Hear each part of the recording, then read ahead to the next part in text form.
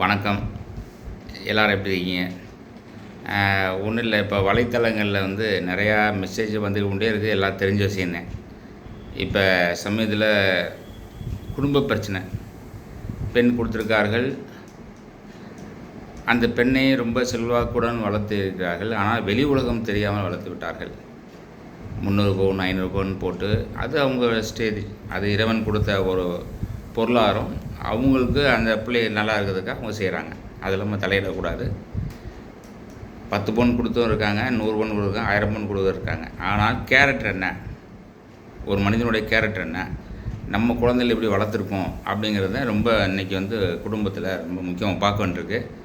முக்கியமாக பெண்கள் கொடுப்பவர்கள், பெண் எடுப்பவர்கள், பெண் கொடுப்பவர்கள், பெண்ணுடைய தாய் தகப்பன், அந்த பெண்களுக்கு வெளி உலகத்தை வந்து ரொம்ப தைரியமாக வளர்த்து சொல்லணும். ஏன்னா சில விஷயங்கள் வந்து பார்த்திங்கன்னா குடும்பத்துக்குள்ளே போன பிறகு அவங்க சைட்லேருந்து யார்கிட்ட எது சொல்லக்கூடாது அப்படிங்கிறது ஒரு தாட் இருக்கும். ஏன்னா அவங்களுக்கு எப்போவுமே ஒவ்வொருத்தவங்க ஒரு பிரச்சனை இருக்கும். அந்த பிரச்சனை நம்ம போகவே வேணாம். ஆனால் காமன் இருக்குல்ல, இப்போ ஒரு பொண்ணை ஒரு தகப்பன் கொடுத்துட்டானா அந்த தகப்பன் பொண்ணு எப்படி வாழுதுங்கிறது அந்த எதிர்பார்ப்பு இருக்குங்களா, அந்த எதிர்பார்ப்பு அவங்களே சொல்லிடணும். உங்கள் பிள்ளை எப்படி இருக்குங்க, உங்கள் மருமக எப்படி இருக்குங்க, எங்கள் மருமக எப்படி இருக்குங்க, நீங்கள் எதுவும் கவலைப்படாதீங்க, நல்லா எந்த ஒரு தயக்கம் இல்லாமல் சொல்லிடணும். ஏன்னா எதிர்பார்ப்பு வந்து கேட்டு கொடுக்குறத விட நம்மளே சொல்லிடணும். இது வந்து அவங்களுக்கும் மரியாதை கூடும், பெண்ணு பெற்றவங்களுக்கும் மரியாதை கூடும். அதே மாதிரி இப்போ அதாவது மாப்பிள்ளை இருக்காங்கள்ல, மாப்பிள்ளுடைய அம்மா அப்பா, அவங்களும் அதே என்ன செய்யணும்னா வந்து வர்ற மருமகளுக்கு வந்து ஒரு கேப் தரணும். அவங்க கேரக்டர் எப்படி, அவங்க எப்படி என்ன, அவங்க என்ன தப்பு செஞ்சாலும் ஒரு கேப் தரணும். ஒரு வருஷம் 2 வருஷம் கேப் தரணும். அது வந்து அதை நம்ம கேள்வி கேட்கக்கூடாது. அந்த 1 வருஷம் 2 வருஷத்துலேயே அந்த பிள்ளைகள் வந்து ஏன்னா காலேஜ்லேருந்து நேராக வருவாங்க, வந்தோடனே குடும்பத்துக்கு வந்துடுவாங்க. அவங்களுக்கு எதுவுமே தெரியாது. நம்ம வந்து அதை அனுபவப்பட்டிருப்போம். அப்போ நம்ம என்ன செய்யணும், அதை வந்து விட்டு கொடுக்கணும். நம்ம சில விஷயங்கள் கேப் கொடுத்துட்டு, எப்பா என்னுடைய கேரக்டர் தான், என் பையன் கேரக்டர் தான், எங்கள் சொந்த பந்தம் இப்படித்தான் சொல்லணும். இதுதான் வாழ்க்கை நெறிமுறை. அது வந்து காசு ரெண்டாவது. காசு வந்து ஏற்றத்தாழ்வு, ஒருத்தட்ட பில்டிங் இருக்கும், பில்டிங் இருக்காது, கார் இருக்கும், கார் இருக்காது, அது மேட்ரு வேறு. ஆனால் வாழ்க்கை எல்லாத்துக்கும் ஒன்று தான். எல்லோரும் வந்து அந்த மனிதராக பிறக்கப்பட்ட அனைவரும் வாழ்க்கை வாழ்கிறது வந்து அந்த ஒரே மெத்தட் தான், இல்லைங்களா? அது எல்லாம் தெரிஞ்ச விஷயம். ஆனால் இது வந்து என்னென்னா, இந்த பிள்ளைக்கு என்ன நடந்துச்சுன்னா கொடுமை, அந்த பிள்ளை வந்து 4-5 ட்ரிப் வந்திருக்கு. வந்து அந்த குழந்தைகளும் தப்பு பண்ணுறீங்க, எனக்கு இந்த மாதிரி பிரச்சனை இருக்குது, நான் போக முடியாது, நீங்கள் சமாளிக்காதீங்க, எனக்கு அங்கே கொடுமை இருக்குது அப்படிங்கிற சொல்லணும். அது ரொம்ப முக்கியம். அதான் தாய் தப்பை வந்து நீங்கள் வந்து என்ன செய்றீங்கன்னா, ஒரு பெருமைக்காகவும் அல்லலாம் என் பிள்ளை என்கிட்ட வந்துச்சுன்னா நம்ம கௌரவம் போயிடும், இந்த பிள்ளை வந்து இந்த வீட்டில் பாரு இப்போ பொண்ணு எடுத்தாங்க கடையில் வந்து வீட்டில் வந்து வாழாவட்டியாக நிற்கிது, இந்த சமூகத்தை பார்க்காதீங்க தயவுசெய்து. இந்த சமூகம் தான் நம்ம வந்து எல்லாத்தையும் கெடுக்குது. சமூகங்கிறது வேறு யாருமில்ல, அடிக்கடி சொல்கிறது நம்ம தான். இந்த சொந்தம் இருக்கிறவங்க, இந்த பொம்பளையே வந்து ஒரு எதிரியாக இருக்காங்க. இது ரொம்ப முக்கியமான விஷயம். அதனால் என்ன பண்ணுறீங்க, நீங்கள் பெருமைக்காகவும் சொந்தம் வந்து எதாவது சொல்லிடுவாங்களோ சொல்லி இப்போ உங்கள் பிள்ளை போயிடுச்சு. இந்த மாதிரி இப்போ வந்து மீடியாவுக்கு வந்துருச்சு. வராத எத்தனை பேர் வந்து ஒரு வாடகை வீட்டில் இருக்கிறவங்க, குடிசை வீட்டில் இருக்கிறவங்களுக்கு எவ்வளோ டார்ச்சர் இருக்குது தெரியுமா உங்களுக்கு? இதெல்லாம் வந்து அப்போ பொறுத்துக்கிட்டு, புருஷன் என்ன குடிச்சு அடித்தாலும் சரி, மாமனார் மாமி அடித்தாலும் சரி, அதை பொறுத்துக்கிட்டு அவங்களுக்கு சமையல் ஆக்கி கொடுத்துக்கிட்டு இருக்கிற பெண்கள் எத்தனை இருக்காங்க. அதே மாதிரி அவங்க மாமனாமையை மதிக்காமல் எதுவுமே செய்யாமல் தாய் தப்பனோட போகிற பிள்ளைகளும் இருக்காங்க. இது வந்து பேலன்ஸ். இது வாழ்க்கைக்கு வந்து நம்ம வந்து எல்லாரையும் ஒரே மாதிரி இருக்க முடியாதுன்னு சொல்ல முடியாது. ஆனால் உயிருக்கு வந்து உத்தரவாதம் யார் தரணும்?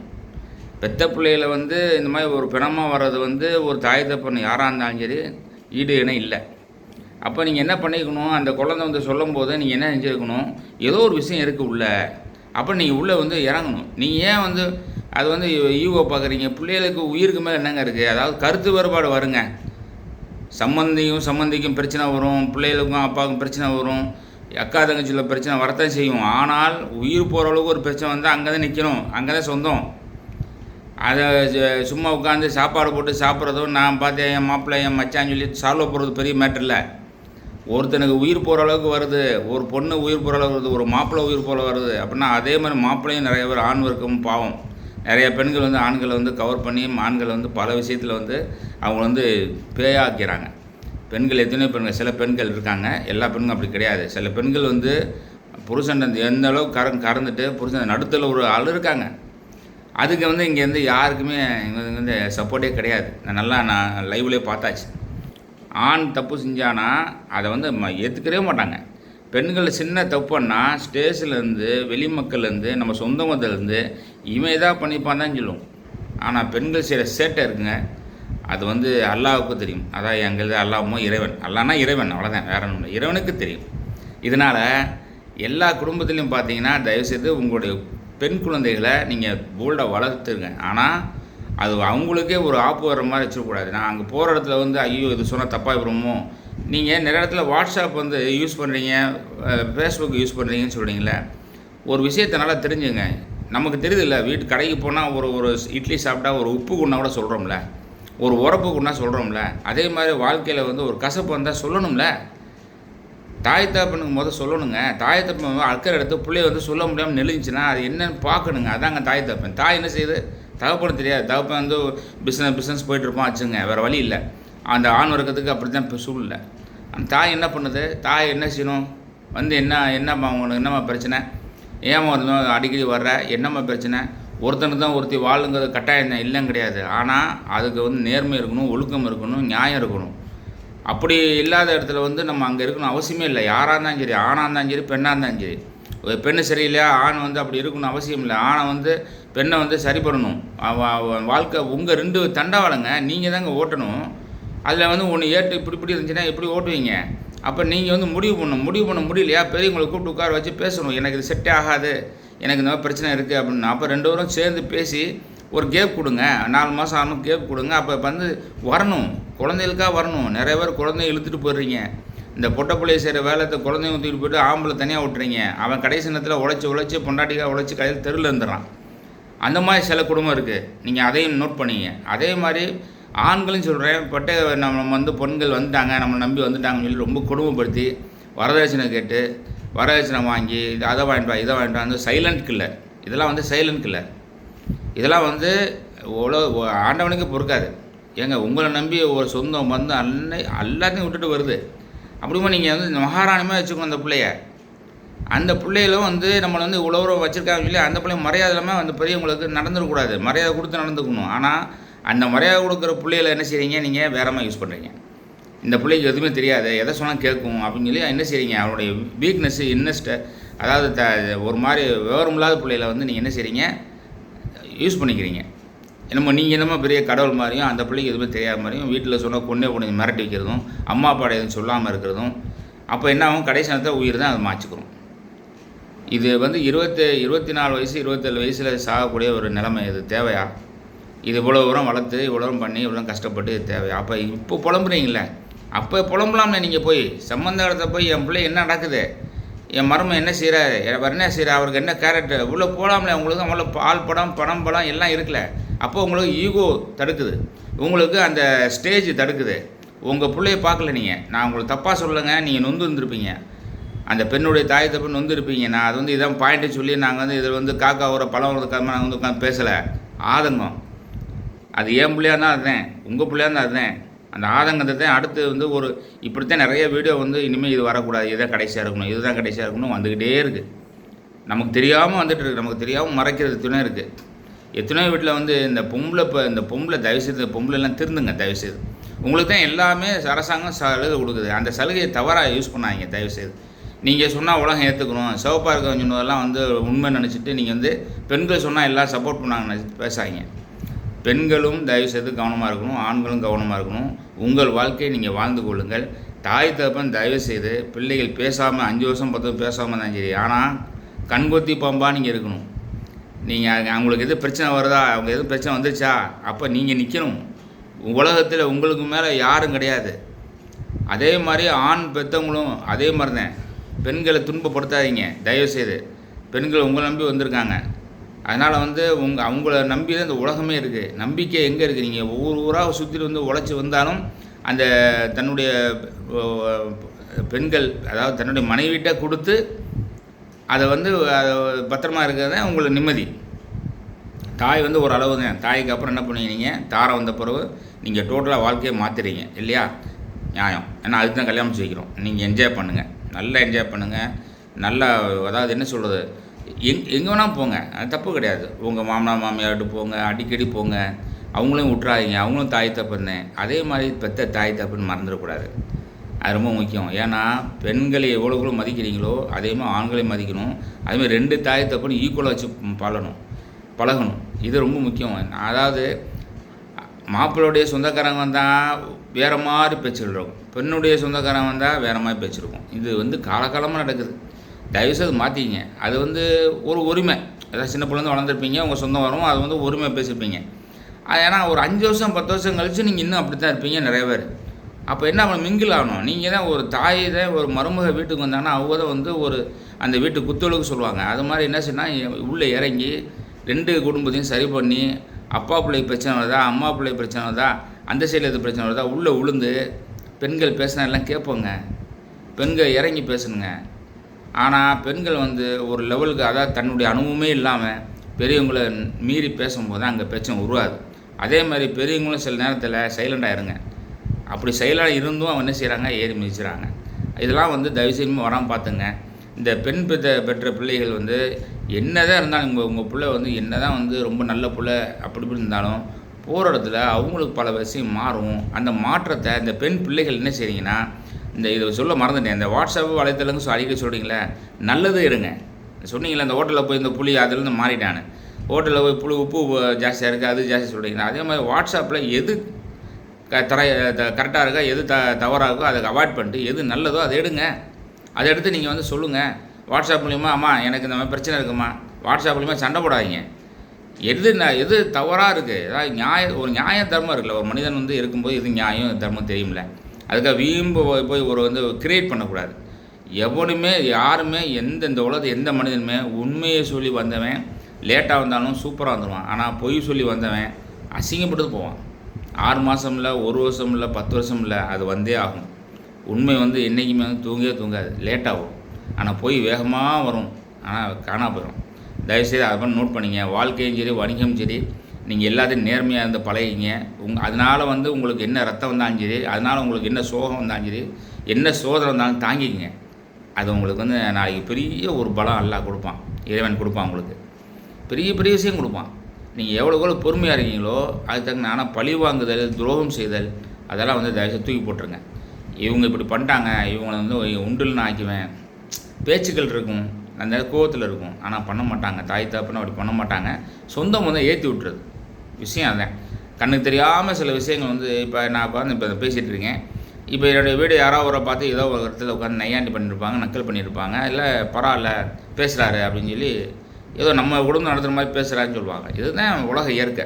இது நம்ம வேறு வேலை பார்த்துட்டு இருப்போம். ஆனால் நம்மளை பற்றி ஒரு 6 மாதம் கழிச்சு, 6 மாதம் முன்னாடியோ, இல்லை நாளைக்கோ, இல்லை இன்னும் ஒரு 3 மாதம் கழிச்சோ, இல்லை 3 மாதம் முன்னாடியோ ஒருத்தர் இந்த அவர் இப்படி பண்ணாருன்னு சொல்லியிருப்போம். நம்ம எவ்வளோ பேசியிருப்போம். நம்ம ஒரு ட்ராவல் போகிறோம், டூர் போகிறோம், எவ்வளோ விஷயத்தை பேசுவோம். இது தெரியுதா உங்களுக்கு? நம்ம செய்கிற செய்கள் என்னமோ அதுதான் அங்கே பேச்சு நடக்கும். நீங்கள் தவறு செய்தால் தவறு பேசுவாங்க, நல்லது செஞ்சால் நல்லது. அவன் சூப்பர் மேனுங்க, அவன் உண்மையிலே எவ்வளோ ஹெல்ப் பண்ணாங்க, அப்படி எத்தனை நம்ம காதில் கேட்டிருக்கோம்.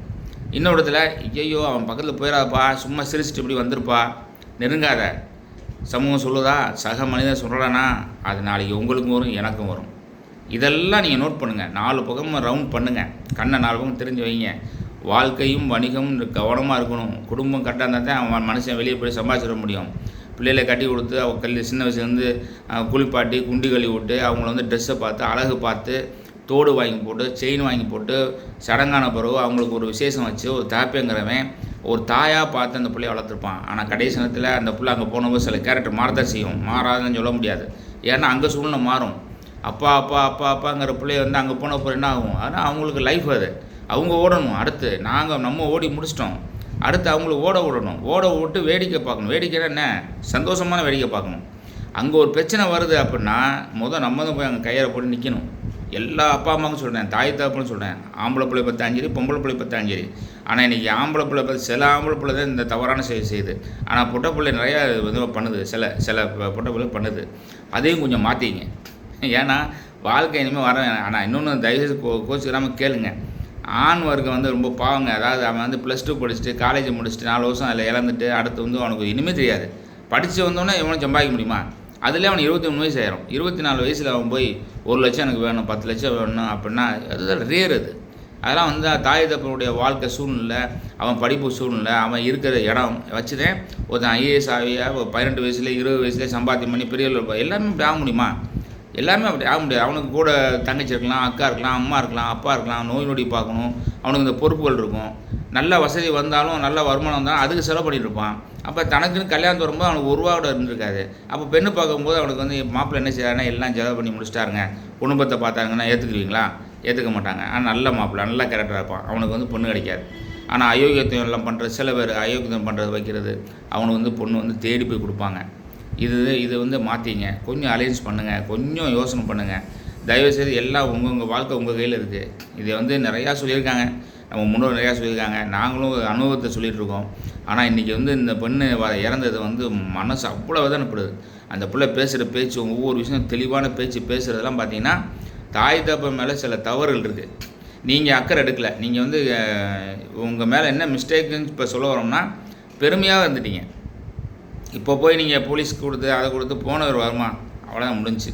அந்த பிள்ளை வரும்போதே எங்கள் வாமா உட்காருமா, நீ இருமா, வாமா வண்டியில் வாமா உட்காருமா, கார்மா போமா உட்காந்து இங்கே வாப்பா, என்னப்பா நீங்கள் உங்கள் வீட்டில் என்னப்பா நடக்குது, என் பிள்ளை இப்படி பேசிகிட்டு இருக்குது, என்ன நடக்குது சொல்லுங்கள், என்ன குடும்பப்படுத்துறீங்களா கேளுங்க, ஓப்பனாக கேளுங்க, என்ன இருக்குது. எல்லாம் மீடியாலாம் வந்து எல்லாம் அழுது ஊராக வந்து உயிரெலாம் போன பொருள் அழுது என்ன செய்ய? நம்ம உயிரோடு வந்து பிரயோஜனம் இல்லைங்க. கேள்விப்பட்டே இருக்கணும், நம்ம பிள்ளைகிட்ட பேசணும் பேசலையோ, ஆனால் அந்த பிள்ளை கரெக்டாக வாழுதா, அந்த பிள்ளைக்கு எது பிரச்சனை வருதா, அந்த பிள்ளைனால எதாவது வருதான்னா நம்ம தான் போய் நிற்கணும். நமக்கு அந்த கடமை இருக்குது, உரிமை இருக்குது. நீங்கள் யூகோ பார்க்காதீங்க. சம்மந்தக்காரங்கிட்ட போய் நம்ம என்னத்தை பேசுகிறோன்னா யூகோ பார்க்காதீங்க. நம்ம பிள்ளையை காப்பாற்றணும், பிள்ளை உயிர் முக்கியம். ஆனால் வாழும் இளைஞர்களே தயவுசெய்து தாய் தகப்பனை மதிங்க, மாமனார் மதிங்க. உங்கள் வாழ்க்கையை நீங்கள் மதிச்சுங்க, உங்கள் கணவனும் மதிங்க, உங்கள் ஒய்ஃபையும் மதிங்க, உங்கள் பிள்ளைகளும் மதிச்சுங்க. ஃப்யூச்சர் ரொம்ப மோசமாக இருக்குது. உங்கள் காலம் வேறு, எங்கள் காலம் வேறு. உங்கள் காலம் வந்து எல்லாம் வந்து அத்துப்படியாக இருக்குது. உங்களுக்கு வளர்கிற பிள்ளையே அதை விட பயங்கரமாக வரும். நீங்கள் இன்னும் ரொம்ப ரிஸ்க் எடுக்கணும். இப்போ உள்ள சாப்பிட்ற சாப்பாடெலாம் உங்களுக்கு ஸ்ட்ரென்த் இருக்கா தெரில. 24 மணி நீங்கள் முடிச்சிருந்தா கூட பத்தாது, அப்படி ஆகிப்போச்சு நிலமை. நாங்கள் ஒரு வாரத்தில் 6 மணி வராதான் 8 மணி தூங்கணும். இப்போ அதுவும் போச்சு. இப்போ உங்களோட சேர்ந்து நாங்களும் தூங்காமல் இதில் வந்துட்டோம். பாருங்கள், நாங்கள்லாம் படித்ததெல்லாம் ரொம்ப கம்மியான காமராஜர் படிப்பேன். ஆனால் இப்போ எங்கே வந்து நிற்கிறோம்? தாவன்றது, குரங்கு மாதிரி தாவன்றது. தொழிலையும் சரி வாழ்க்கையிலையும் சரி தாவிட்டே இருக்கணும். ஆனால் நல்ல விஷயமாக தாவணும். நீங்கள் எடுத்து கால் வந்து நல்ல விதமாக இருக்கணும், 4 பேருக்கு நல்லது செய்யணும். துரோகம் பண்ணாதீங்க, நேர்மையாக இருங்க, கவனமாக இருங்க, உங்களை உடம்பை பார்த்துங்க. முக்கியமாக நோய் நொடிலாம் பார்த்துங்க. முக்கியமாக ஆஸ்பத்திரி போகாமல் பார்த்துங்க. மருத்துவமனை மட்டும் அட்டன் பண்ணிடுறாங்க முடிஞ்ச அளவுக்கு. மருத்துவமனை எல்லா மருத்துவமனையும் நான் சொல்ல வரல, சில மருத்துவமனை செய்கிற சேட்டைகள் நீங்கள் சம்பாதிச்சதெல்லாம் பிடிங்கிடுவாங்க. 24 மணி இந்த நம்ம தெரிஞ்ச நண்பர் காலையிலேருந்து நைட்டு வரைக்கும் அவர் தூங்கவே மாட்டார். மனுஷன் சைக்கிளே போவார், வேலை வைப்பார். இப்போ வந்து குடல் இறங்கி ஆப்ரேஷன் பண்ணி கிடக்கு. இப்போ பாருங்கள், அவருக்குன்னு சொல்லி அவர் எதுவுமே ஒதுக்கலை. ஏன்னா இன்றைக்கி அந்த உழைச்ச மனசை வந்து இப்போ நீ ஹாஸ்டலில் போயிட்டு வந்து இன்றைக்கி வந்து ரொம்ப சிரமப்படுறாரு. தனக்குன்னு ஒரு சின்ன இதோடு அந்த அனுபவிக்கலை. வாழ்க்கை நீங்களும் அனுபவிச்சுங்க. வாழ்க்கை உங்களுக்கு தான்.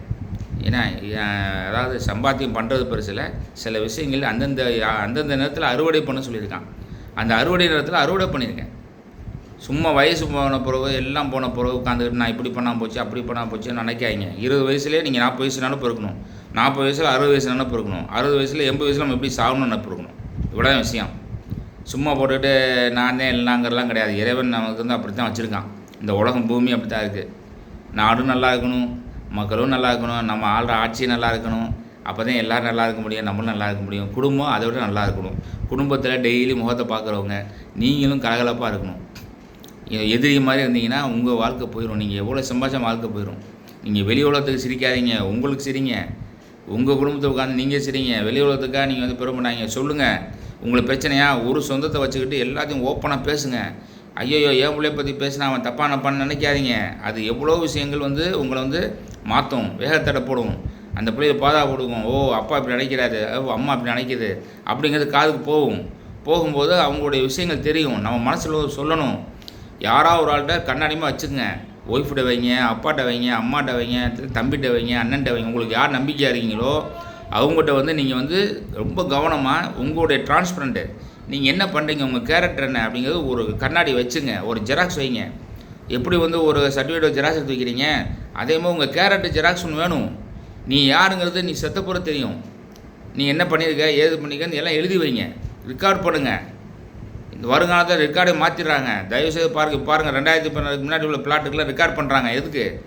ஆன்லைனில் ஏற்றுறாங்க. மீது கையில் எழுதி கொடுப்பாங்க. விஓட்ட போய் கையெழுத்து வாங்கி அதை பார்த்து கிரீன் சிக்னலுக்கு அப்படி ஓகே ஆகும். இப்போ அதெல்லாம் இல்லை.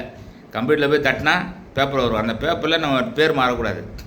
இந்த மாதிரி ரெக்கார்ட் பண்ணுங்கள் தயவுசெய்து. நீங்கள் எங்கே போகிறீங்க, பேங்க்கில் எவ்வளோ வச்சுருக்கீங்க, யாராவது ஒரு ஆள், நான் சொல்லுவது யாராவது ஒரு ஆள், நம்பிக்கைக்கு ஒரு ஆள், நீங்களோ நானோ இறந்தாலும் கண்ணாடிமா அதில் இருக்கணும். அதை எடுத்து அந்த பிள்ளையை அனுபவிச்சுக்கும். நியாயமாக எழுதணும். அதையும் நியாயமாக என்ன இருக்கோ அதை எழுதணும். யாருக்கு என்ன கொடுத்தீங்க, எது எங்கே இருக்குது. இந்த பாருங்கள், இந்த பிள்ளை அவ்வளோ அழகாக நான் நினச்ச மாதிரி சொல்லியிருக்கு. எப்பா இந்த பீரோவில் இது இருக்குப்பா, அது இருக்குப்பா, இப்படி ஒரு அறிவான பிள்ளையை பெற்று விட்டுட்டீங்களேங்க. அப்போ கூட பாருங்கள் உங்களை காப்பாற்றிருக்கு. இந்த சாவியை போட்டால் இது எடுக்கும் அப்படின்னு சொல்லியிருக்கு. அப்போ கூட உங்களுக்கு அந்த கடைசி நேரத்தில் அது எவ்வளோ தெளிவாக இருக்குது பாருங்கள். அப்போ உங்கள்கிட்டையும் வந்தும் பிரயோஜனம் இல்லை. உங்கள்கிட்ட இருந்தும் நீங்கள் சரியான முறையில் அது என்ன கேட்கல. அதுதாங்க விஷயமா இருக்குது. தயவுசெய்து நான் என்ன சொல்கிறேன்னா, அப்பா பிள்ளைக்குள்ள பிரச்சனை எல்லா உலகத்தில் நடக்கத்தான் செய்யுது. இந்த பிள்ளைகளும் சில ஓப்பனாக பேசுங்க. பெரியவங்க வைவாங்க, அடிப்பாங்க, எல்லாம் சொல்லுவாங்க. ஆனால் நீங்கள் எல்லாம் ஊற்றுட்டு யாரா எங்கள் அப்பா தான் சொல்லி வரணும், யாரா எங்கள் அம்மா தான் சொல்லி வரணும். இந்த மனப்போக்கம் வராத வரைக்கும் உங்களுக்கு சில விஷயங்கள், வாழ்க்கை பாடங்கள் உங்களுக்கு கிடைக்காது. நீங்கள் என்ன தான் ஃப்ரெண்ட்லியாவோ சொந்தக்காரங்க கூட போய் இருந்தாலும் அவங்க சைடில் என்ன நடந்ததோ அதை கூட போதிப்பாங்க. ஆனால் உங்கள் அணுக்கள் யார்? உங்கள் தாய் தப்பன். உங்கள் அணுக்கள் யார்? உங்கள் பிள்ளைகள். இந்த 2 பேர்த்துக்கு உள்ள பாண்டிங் இருக்குல்ல, இது உலகத்தில் எங்கேயும் கிடைக்காது. தொப்புள் கொடி உறவுங்கிறது அதுதான் உண்மை. தயவுசெய்து எல்லோரும் கவனமாக இருங்க. உண்மையிலே அவங்க தாய் தப்பனுக்கு நான் ஆழ்ந்த இரங்கல் தெரிவித்துக் கொள்கிறேன். இனிமேல் இப்படி ஒரு பெண்ணு இந்த மாதிரி சூழ்நிலை வந்துச்சுன்னா உடனே இன்ஃபார்ம் பண்ணுங்கள். தாய் தப்பன் கொடுங்க, அடுத்து சொந்தக்காரங்க சொல்லுங்கள், எனக்கு இப்படி இருக்குன்னு சொல்லுங்கள். காசை பார்க்காதீங்க, பணத்தை பார்க்காதீங்க, பெருமையை பார்க்காதீங்க, ஹெட்வெயிட்டை பார்க்காதீங்க. தூக்கி போட்டு என் லைஃபு, எனக்கு இப்படி கொடுமை நடக்குது, உண்மையே சொல்லுங்கள் தயவுசெய்து. அதில் எதுவுமே திருச்சி சொல்லிடுறாங்க. நீங்கள் தப்புன்னா ஆமாம் நான் தப்புன்னே சொல்லுங்கள். அப்போ தான் உங்கள் மேலேயும் ஒரு பிரச்சனை வச்சு இதனால தான் இது வந்திருக்குன்னு சொல்லணும். நீங்கள் மட்டும் நியாயமாக இருந்துட்டு மற்றவங்க மட்டும் குறை சொல்லிட்டு இருக்கக்கூடாது. அதுவும் தப்பு. இப்போ நான் இருக்கேன், நான் தப்பு பண்ணேன், ஆமாம் நான் தப்பு பண்ணேன், சாரி அப்படின்னு சொல்லி கேட்டுட்டு நான் இதனால் அவங்க பண்ணாங்க, இனிமேல் இது வராமல் பார்த்துக்கணும்னு நான் திருந்தணும். இதுதாங்க வாழ்க்கை. வாழ்த்துக்கள். பேசிட்டே இருக்கலாம். பொறுமையாக இருந்து கேளுங்க. வாழ்த்துக்கள். நன்றி.